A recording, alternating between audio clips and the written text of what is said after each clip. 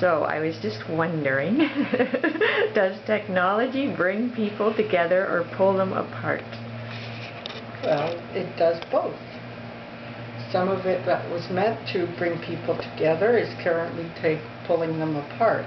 But let's start with the telephone. The telephone definitely brought voices together, if not the people, so they could tell about their lives and other things and plans and so on, which before they couldn't do. The radio brought the world more together because there were things that were there from far, far away. The original telephones, going back to the telephone, the original telephone, of course, was just local, more or less local service, so you didn't know what was going on. Now, it's all over the world in long distance, and it's very easy to get in touch with people overseas and so on. So in that way, I think it puts people pulls people together. But the radio is the same thing. It lets us know the news around the world and lets us know what other countries and other nations are doing. The war. It also lets us know about what is happening, the wars in each country and the world wars and etc. So as far as I'm concerned, the radio certainly pulled us together. Now television's another thing, because originally television brought us together because there was one TV per household and the whole family used to sit around and watch television. While nowadays there are several TVs per household and the families are split apart watching their different shows. So that doesn't bring them together as far as I'm concerned. Maybe discussing some of the shows with people outside of the family gives us a topic of conversation, but I don't know if that means it pulls them more together or not. Other technology has advanced so quickly in the last few years that it's hard to explain whether it brings us together. Let's go with video games. I know I'm going ahead here, but I think video games are definitely pulled people apart because they have become solitary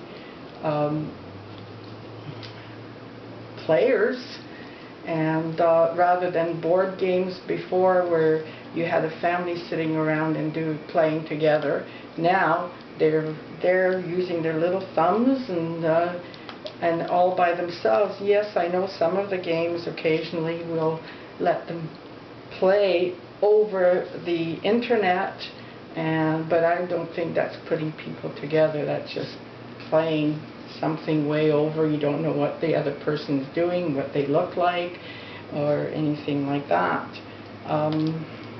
Computers, they're kind of a sore spot with me because now everybody expects people to have a computer, so that when you're trying to get in touch with anyone, it's quite difficult if you don't happen to have one, and people refuse to answer their telephones.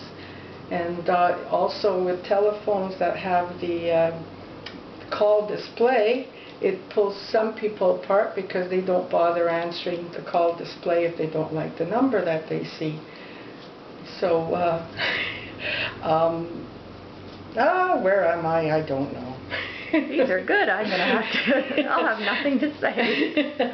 I really don't, I've lost my train of thought. Answering machines. Answering machines, again, I do not have one. I do not like them. And that, again, makes people answer the things that they want to answer and not the others. And then I think I would prefer to talk to someone over the phone if they have a question rather than playing telephone tag, answering an answering machine and not talking to people. So as far as not talking to people, yes, I think that makes them pull apart more because they're expecting machines to do all the work for you.